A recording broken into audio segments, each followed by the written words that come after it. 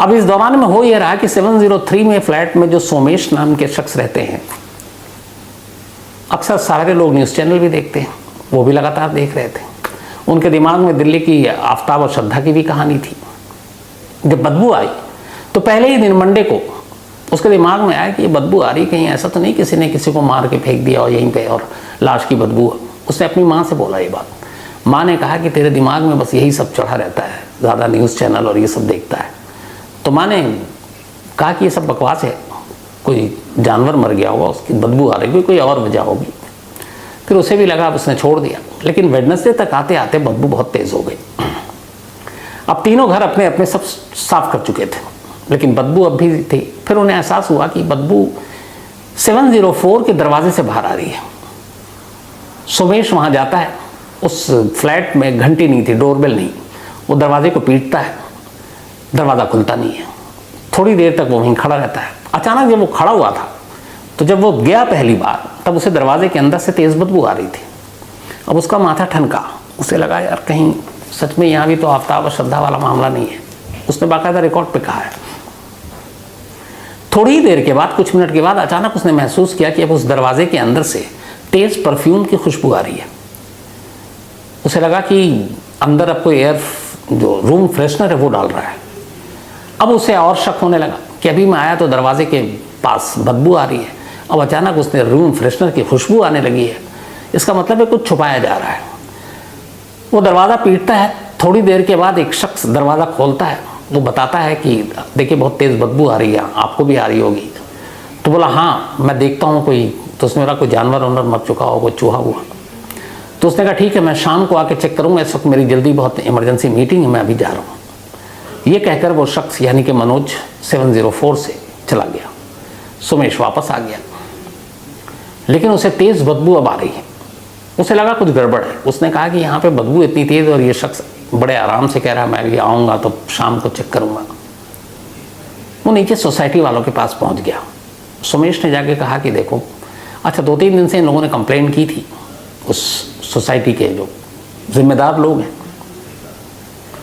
फिर उसने पूरी कहानी बताई। उसने कहा कि ऐसे ऐसे बाकी हमारे 701, 2, 3 सब चेक कर लिया, कुछ नहीं है, छत पे कुछ नहीं है। 704 से बदबू आ रही थी और जब मैं दरवाजे पे खड़ा था तो अचानक रूम फ्रेशनर की वो खुशबू आने लगी। तो श्रद्धा और आफ्ताब के केस में भी यही हुआ था, मैंने सब देखा है, पढ़ा है, तो कुछ गड़बड़ है। और ये शख्स जल्दी में भाग भी गया। सोसाइटी वालों को भी ये कहानी मालूम थी पहले की, आफ्ताब श्रद्धा की। उन्होंने कहा अच्छा। उन्होंने फ़ौरन पुलिस को कॉल कर दिया। अब पुलिस की टीम पहुंची। अब जाहिर है पुलिस को भी ये सारी आजकल कहानियां पता है, किसी फ्लैट से बदबू आ रही है तो पहला उनका शक क्या होता है। पुलिस को भी लगा कुछ गड़बड़ है। अब वो पड़ोसियों के साथ लेकर 7th फ्लोर पे जाते हैं। 704 ताला लगा हुआ है। पुलिस ने कहा कि ठीक है आप सब गवाह हैं, पड़ोसियों को गवाह बनाया और ताला तोड़ दिया। ताला तोड़कर जैसे ही दरवाज़ा खोला, अंदर से एक तेज़ बदबू आई और अब ये यकीन हो गया कि बदबू का सोर्स यही घर है। अब पुलिस की टीम पड़ोसियों को गवाह बनाकर किसी तरह नाक पे रुमाल रखते हुए 1-2 तो उल्टी कर चुका, रूम के अंदर दाखिल होते हैं फ्लैट में दाखिल हुए। अब हर एक के जहन में आफ्ताब श्रद्धा वाली फ्रिज भी थी। एक ने सबसे पहले फ्रिज खोला, साफ बिल्कुल कुछ नहीं, ज़रूरी सामान जो रोज़मर्रा के इस्तेमाल की वही रखा हुआ है। उन्होंने कहा शायद हम गलत हैं। बेडरूम में गए, बेडरूम साफ, कहीं को खून के निशान नहीं, कोई चीज़ नहीं। बाकी सारा ड्राइंग रूम भी छान मारा, कहीं कुछ नहीं, पर बदबू वहीं से आ रही है, ये कंफर्म है। अब पुलिस की टीम किचन की तरफ बढ़ती है, साथ में वो पड़ोसी सोमेश भी। जैसे ही किचन में गए, सभी को एहसास हुआ कि सबसे तेज़ बदबू इस किचन से आ रही है। अब इसके बाद सबने और मुंह पे नाक पे रुमाल रखा और किचन में रखी हुई चीज़ों को गौर से देखना शुरू किया। किचन में ज़मीन पर 2 प्लास्टिक की बाल्टी और एक टब रखा हुआ था। बाल्टी में पानी भी था और टब में भी, और उस बाल्टी में कुछ टुकड़े थे। उन्होंने देखा पानी का रंग भी अजीब है और ये टुकड़े क्या हैं। शुरुआत में देख को ऐसे ही लगा कि जैसे कोई मांस के टुकड़े होते हैं छोटे छोटे, वैसे ही है जैसे आमतौर पर आप कसाईयों की दुकान में होते हैं। फिर उन्होंने ध्यान से और देखा तो देखा कि एक स्टोव है, स्टोव के ऊपर एक तवा रखा हुआ है और उस स्टोव के साइड में तवे के बराबर में स्टील के 2 चम्मच रखे हुए। जब उन्होंने उस तवे को ध्यान से देखा तो देखा कि उस तवे पर कुछ मांस रखा हुआ है जिससे ऐसा लग रहा है जैसे उसे भूना गया हो, रोस्ट किया गया हो। चम्मच को ध्यान से देखा तो देखा कि शायद उस चम्मच में भी मांस के कुछ टुकड़े फंसे हुए हैं, शायद उसको उल्टा पुल्टा हो। अब डाउट लगने लगा, लेकिन ये था कि ये अभी तक क्या है मांस के टुकड़े, ये समझ में नहीं आ रहा किसके हैं, क्योंकि इतने छोटे छोटे थे। इसके बाद अब उन्होंने टब की तरफ ध्यान दिया तो देखा कि टब में कुछ पैर जैसी चीज है, पहला यहां से खटका हुआ, लेकिन रंग बदला हुआ, सब कुछ बदला हुआ, और अगर किसी का काट के डालें तो वो वैसा नहीं होता।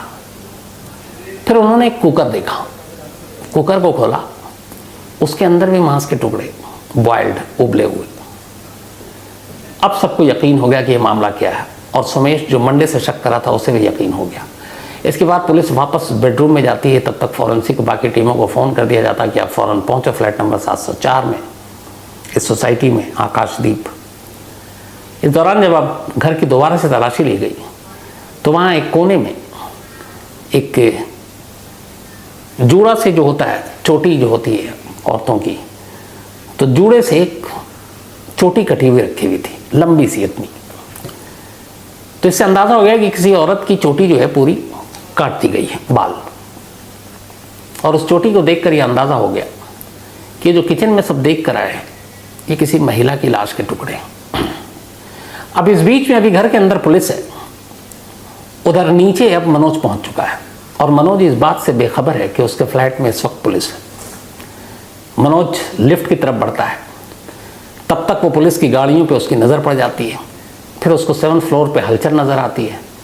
अब वो वापस मुंह छुपाकर भागने लगता है, लेकिन चूंकि सिक्योरिटी गार्ड और जो भी स्टाफ थे वहाँ के सोसाइटी के, वो सब उसको जानते थे, और इतनी देर में ये बात फैल गई थी कि 7th फ्लोर पे 704 में पुलिस आई हुई है, और इसमें मनोज साने नाम का एक शख्स रहता है, और वही मनोज नीचे और पुलिस को देखकर भाग रहा है। तब तक सोसाइटी में रहने वाले लोगों ने उसे दबोच लिया, शोर हुआ, ऊपर तक आवाज़ गई, पुलिस की टीम आई। अब मनोज को अपने साथ लेकर उसी फ्लैट पर पहुंची। मनोज को सब कुछ दिखाया गया। इसके बाद पुलिस ने देखा कि उस फ्लैट में एक दीवार पर एक बोर्ड सा बना हुआ है, जैसे क्लासरूम में होता है, और उस बोर्ड पे मैथ के कुछ क्वेश्चन लिखे हुए हैं। अब ये सारी चीज़ें थी, लेकिन अभी भी कंफर्म नहीं हो रहा था कि ये है क्या, क्योंकि मांस के जो टुकड़े थे उसके रंग ढंग अलग थे। लेकिन उस घर में 2 ही लोग रहते थे, एक मनोज और एक सरस्वती, जिससे उस सोसाइटी के लोग हस्बैंड वाइफ मानकर चलते थे, पति पत्नी। अब मौका वारदात पर मनोज और पुलिस, पड़ोसियों को बाहर कर दिया गया। अब दरवाज़ा बंद और पुलिस ने पूछताछ शुरू की, शुरुआती वहीं पर, क्योंकि मौका वारदात पर बहुत सारी चीज़ें दिखा कर भी पूछी जाती हैं। पूछताछ हुई, इसके बाद मनोज को पुलिस अपने साथ ले गई, फॉरेंसिक की टीम आई, उन सारी चीज़ों को प्रेशर कुकर से लेकर चम्मच तक से बाल्टी सब कुछ समेटा गया, ले जाया गया अस्पताल ताकि उसकी जांच की जा सके। इधर अब मनोज से पूछताछ हुई। अब मनोज ने बोलना शुरू किया, उसने सच्ची झूठी कहानी शुरू की सुनानी। उसने कहा कि मैं यहाँ सरस्वती वैद्य नाम की एक महिला जिसकी उम्र 34 साल है उसके साथ रहा करता था, और हम दोनों में अक्सर झगड़ा हुआ करता था। वो थोड़ी शक्की थी, उसे लगा कि मैं किसी और के साथ मेरा अफेयर है, और इस बात पे झगड़ा होता था, और इसी वजह से उसने खुदकुशी कर ली। तो पुलिस ने कहा अच्छा तुमने मारा नहीं, खुदकुशी की? उसने कहा जी। तो उसने कहा अगर उसने खुदकुशी की तो फिर तुमने लाश के इतने टुकड़े क्यों किए, या किसने किए? उसने कहा ये मैं नहीं किए। तो उसने बोला क्यों किया जब तुम्हारा इस मौत से कोई उसमें रोल नहीं है? उसने कहा उसकी मौत के बाद जब मैं घर पहुंचा और देखा कि वो खुदकुशी कर चुकी है, कुछ जहर उसने पी लिया, तो मैं डर गया कि उसकी मौत का जिम्मेदार मुझे माना जाएगा और पुलिस मुझे अंदर कर देगी। अब मेरे सामने दिक्कत ये थी कि मैं लाश को ठिकाने कहाँ लगाऊं। आफ्ताब श्रद्धा की कहानी लेकिन मैं जानता था, 7th फ्लोर पे रहता था, 7th फ्लोर के लिफ्ट से एक लाश को नीचे ले जाना जोखिम भरा था, तो मैं वो कर नहीं सकता था। तो फिर आफ्ताब की कहानी याद आई और मैंने तय किया कि मैं लाश के टुकड़े करूँगा। इसी के बाद वुड कटर और बाकी चीज़ें मार्केट से लेकर आया, और जो जो सामान मिले उसमें नीलगिरी तेल की 5 छोटी बोतल थी, एक टाइल कटर था, एक हथौड़ा था, 200 वॉल्ट का एक वुड कटर था। ये सारी चीज़ें लेकर आया वो, प्लास्टिक की बाल्टी लाया, टब लाया। उसने कहा कि अब लाश के टुकड़ों को क्या करें, तो उसने उनको काटना शुरू किया। उसने कहा कि काटने के बाद फिर लगा कि इससे बदबू आएगी, तो मैंने उसको थोड़ा थोड़ा करके किश्तों में प्रेशर कुकर में उबालना शुरू किया। जो उबलता जाता फिर मैं उसको तवे पर उसको रोस्ट करता ताकि बिल्कुल ही स्मेल ख़त्म हो जाए, और बाकी जो उबले हुए पार्ट्स थे उनको मैं बाल्टी और टब में रखता जाता। फिर उसने कहा कि कुछ टुकड़े जो उबले हुए रोस्ट थे वो प्लास्टिक की थैली में लेकर वो कई बार बाहर निकला और बाहर उसने स्ट्रीट डॉग के आगे फेंक दिए। तो कत्ल नहीं किया पर टुकड़े मैंने किए, ये उसकी कहानी थी। अब पुलिस को उसकी कहानी पर यकीन नहीं हो रहा था। पुलिस ने उससे लंबी पूछताछ की, फिर कोर्ट में ले गए, उसकी कस्टडी मांगी। 16 जून तक के लिए उसे पुलिस हिरासत में दे दिया गया। इसके बाद फिर से उससे नए सिरे से पूछताछ हुई। अब जब पूछताछ हुई तो धीरे धीरे अब मनोज झूठ से थोड़ा थोड़ा सच बोलना शुरू कर चुका है। अब वो कुछ और कहानी सुना रहा है और उसकी पूरी कहानी कुछ यूं है। मनोज साने अहमदनगर का रहने वाला, इसने इंडस्ट्रियल इंस्टीट्यूट टेक्नोलॉजी से IIT पढ़ाई की। माली हालत फैमिली की ठीक थी, लेकिन 10-15 साल पहले माँ और बाप दोनों की मौत हो गई। बोरीवली में इसका अपना फ्लैट था, इस फ्लैट में रहा करता था वो। और फिर उसी बोरीवली में एक राशन की दुकान में इसने नौकरी शुरू कर दी। फिर धीरे धीरे वक्त बीता। इसने कहा कि उसका एक बार एक्सीडेंट हो गया, वो हॉस्पिटल गया, एडमिट हो गया, वहाँ उसे ब्लड चढ़ाया गया। जब वो ठीक हो गया एक्सीडेंट से तो बाद में फिर वो बीमार पड़ा। डॉक्टर को दिखाया, उसने कुछ टेस्ट दिए। जब टेस्ट कराया तो उसने कहा कि मुझे बताया गया कि मैं HIV पॉजिटिव हूँ, और शायद ये वो जो ब्लड चढ़ाया गया था मुझे एक्सीडेंट के बाद, उस ब्लड की वजह से वो संक्रमित ब्लड था, तो उससे मैं पॉजिटिव हो गया HIV। तो अब वो दवा खाता था, राशन की दुकान में 5,000 की नौकरी करता था, पढ़ा लिखा ठीक ठाक, अपना फ्लैट था। फिर उसने अपने फ्लैट को 35,000 रुपये किराए पर चढ़ा दिया और वहाँ से मीरा रोड पहुँच गया। और मीरा रोड में इस गीता आकाशदीप अपार्टमेंट के G विंग में उसने एक 2 कमरे का सेट किराए पर लिया 10,000 रुपये महीने पर, और अब वहीं रहने लगा। इसका कहना है कि 2008 में जब वो राशन की दुकान में था बोरीवली में, तब एक लड़की आई। पता चला कि वो भी अहमदनगर की है, ये भी अहमदनगर का था। एक ही इलाके की वजह से दोनों में बातचीत शुरू हुई, फिर धीरे धीरे दोनों में दोस्ती हो गई, फिर प्यार हो गया। उस लड़की का नाम था सरस्वती। 2008 में, मतलब अब से करीब 15 साल पहले, उसकी उम्र होगी 19 साल, जबकि 56 साल का अभी है मनोज। तो 15 साल पहले उसकी उम्र करीब 30-29 साल रही होगी। तो बोला दोनों में दोस्ती हो गई, फिर प्यार हो गया। सरस्वती जो है वो 5 बहनें थीं, अहमदनगर की रहने वाली, लेकिन माँ बाप अलग रहते थे, दोनों में अलगाव हो चुका था। लेकिन 5 बेटियां फिर भी साथ थीं माँ के। फिर माँ की मौत हो गई। माँ की मौत के बाद तमाम बहनें वहीं अहमदनगर के एक अनाथ आश्रम में जाकर रहने लगी। इसके बाद 2008 में सरस्वती आ गई मुंबई, और यहाँ बोरीवली में वो टकराई मनोज से। मनोज से जब टकराई और प्यार हुआ तो फिर मनोज उसको अपने साथ मीरा रोड के उसी किराए के फ्लैट में ले गया, और ये दोनों अब वहाँ रहने लगे। मनोज अपना नौकरी करता था, 5,000 रुपये महीने मिलते थे उसको राशन की दुकान से। 35,000 रुपये फ्लैट का किराया आता था, 40,000, 10,000 इधर किराया देता था मीराबाग में, बाकी बचे 30,000। उस पर ठीक ठाक जिंदगी चल रही थी। उसने कहा लेकिन इसी अभी पिछले महीने 29 मई को ये हुआ कि जिस राशन की दुकान में वो नौकरी किया करता था, उस दुकान का लाइसेंस खत्म हो गया, तो राशन की दुकान बंद और वो बेरोजगार। इसके बाद उसने बोला कि फिर सरस्वती से लड़ाई झगड़ा शुरू हुआ। फिर उसने कहा कि सरस्वती को ये भी डाउट था कि वो जब भी लेट आता था तो उसे लगता था मेरा आप किसी और के साथ अफेयर है। फिर उसने ये भी बताया कि जब वो दोनों आए और साथ रहने लगे तो साथ रहते रहते फिर दोनों ने फैसला किया कि हम शादी करेंगे। लेकिन इशू ये था कि दोनों की उम्र में बहुत फासला था, वो 56, ये 34। फिर भी एक साथ रहने के लिए उसने कहा कि हम दोनों ने जाकर मंदिर में गुपचुप तरीके से शादी कर ली, और इस शादी की खबर सिर्फ सरस्वती की, बाकी की 4 बहनों को थी और किसी को नहीं। इस दौरान जब इसके साथ लिव इन में रह रही थी सरस्वती, तो बीच बीच में अहमदनगर उस अनाथ आश्रम में भी जाती थी, और वहाँ के बाकी लड़कियों बच्चों के लिए वो बहुत सारे सामान लेकर जाती थी। मनोज के पास अपनी एक कार थी और वो उस कार में जाया करती थी, और वहाँ जब भी कोई पूछता था तो वो मनोज को अपना मामा कहकर मिलाती थी, क्योंकि उसे लगता था कि लोग क्या कहेंगे, उम्र में इतना फासला है, तो कहीं उसने पैसों के लिए तो शादी नहीं की। ये सब कुछ चल रहा था, लेकिन फिर ये 29 मई की कहानी बेरोजगार, उसके बाद एक शक की कहानी जो मनोज का कहना है, झगड़ा शुरू हुआ। इस दौरान उसने बताया कि अब सरस्वती पढ़ना चाहती थी। जब वो अनाथ आश्रम से मुंबई आई तब उसने 10वीं का एग्ज़ाम दिया था और फेल कर गई थी, तो उसने कहा आप दोबारा से पढ़ेंगे। मनोज चूँकि ठीक ठाक पढ़ा लिखा इंसान, उसने कहा ठीक है तुम 10वीं का इम्तिहान दो। मैथ वो खुद पढ़ाता था और घर में एक दीवार पे उसने बोर्ड बनाया और उसको मैथ पढ़ाता था, और इसलिए जब पुलिस मौके पर पहुंची तो दीवार पे मैथ के कई क्वेश्चन उसको लिखे हुए नजर भी आए। तो मनोज का ये कहना था कि हमने शादी कर ली थी, अब हम लिव इन में नहीं पति पत्नी के तौर पर थे, लेकिन सरस्वती शक्की थी, बेरोजगार हो चुका था, पैसे की भी किल्लत हो रही थी और इस वजह से झगड़ा हो रहा था, और उस झगड़े की वजह से फिर उसने खुदकुशी कर ली जहर पीकर। लेकिन पुलिस ने कहा नहीं, हाँ तुम झूठ बोल रहे हो। अब उसने दूसरा स्टेटमेंट दिया, हालांकि वो कभी देता है पलटता है।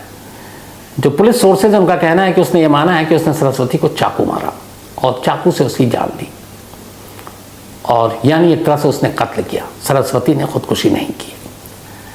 लेकिन वो बयान बदल रहा है, और अब पुलिस के सामने चैलेंज ये है कि सबसे पहले तो सरस्वती के कत्ल की मोटिव यानी कि मकसद को लाया जाए कि वो मकसद क्या है। दूसरा, मकसद लाने के लिए दूसरा ये कि ये कत्ल है या सुसाइड, इसको साबित करें। अब ये साबित कैसे होगा? मनोज जो अक्यूज है वो कह रहा है कि उसने जहर खाई, फिर पुलिस कह रही कि नहीं तुमने उसको चाकू से मारा। अब ये दोनों चीजें साबित कैसे होंगी? अगर सरस्वती ने खुदकुशी की और उसने जहर खाकर खुदकुशी की है तो ये आराम से मेडिकल रिपोर्ट से पता चल सकता है, और वो ये कि उसकी विसरा था, जो बार बार आपको कई बार विसरा के बारे में बता चुका हूँ। उस विसरा की जांच में पता चल जाएगा कि उसके पेट की थैली में जहर पहुंचा था कि नहीं। अगर उसे चाकू से मारा गया है तो उसके जिस्म के घाव से ये पता चल जाएगा कि उसकी मौत चाकू से हुई है। लेकिन ये अजीब केस है, ये दोनों ही चीजें कैसे साबित की जा सकें? सरस्वती के लाश के टुकड़ों के टुकड़े हो चुके हैं, छोटे छोटे, न सिर्फ टुकड़े, उन्हें प्रेशर कुकर में उबाला जा चुका है, उसे तवे पर भूना जा चुका है। अब ऐसे में पेट की थैली का वो हिस्सा सलामत है या नहीं कैसे बताया जा सकता है? सेम उसी तरीके से उसके लाश के छोटे छोटे टुकड़े हो चुके हैं, उबाला जा चुका है, भूना जा चुका है, कुछ हिस्से स्ट्रीट डॉग को खिलाए जा चुके हैं, कुछ हिस्से उसने फ्लश करके भी बहाया है। तो अब ऐसे में चाकू से मौत हुई, चाकू के वो घाव, और घाव जिस जगह पर है उसके टुकड़े का मिलना आसान नहीं। तो यहां पर कुल मिलाकर शायद मनोज को भी ये पता है कि अगर मौत की वजह साबित नहीं हो पाई तो वो आसानी से निकल लेगा, और मुझे लगता है कि वो आफ्ताब पूनावाला से 2 कदम आगे जाकर सोचा उसने। और इसीलिए पुलिस से जो हमारी बात हो रही है और जो हमारे रिपोर्टर हैं जो बात हुई है, उनका ये कहना है कि ये बहुत शातिर है।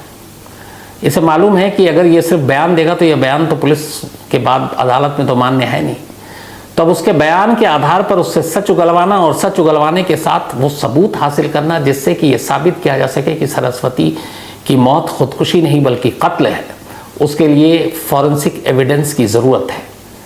तो जैसा मैंने कहा कि विसरा का हिस्सा मिलना मालूम नहीं, चाकू के घाव दिखने या उस जगह पे जहाँ पे मारा गया वो हिस्सा मिलना पता नहीं। तो अगर ये चीज़ें नहीं पता हों और आगे चलकर वो कोर्ट में खड़ा होकर ये कहे कि सरस्वती ने खुदकुशी की है और ये खुदकुशी का ही मामला बन जाए तो आसानी से बच जाएगा। अब इस केस में ये पता नहीं है कि वाकई ये खुदकुशी है या मर्डर है, तो इसीलिए ठाणे पुलिस के सामने ये एक अजीब सा केस आया जिसमें कातिल उसके सामने है, जिसमें मकतूल की लाशें मिल चुकी हैं। वो लाश भी जो है वो सरस्वती की है। इसके लिए जो सरस्वती की बहनें हैं उनका DNA सैंपल लिया जा चुका है और उससे ये पता चल जाएगा कि सरस्वती ही है। लेकिन ये कत्ल है, खुदकुशी है, इसको साबित करना पुलिस का काम है। और ये एक अजीब सा केस है जो मैंने शुरुआत में कही।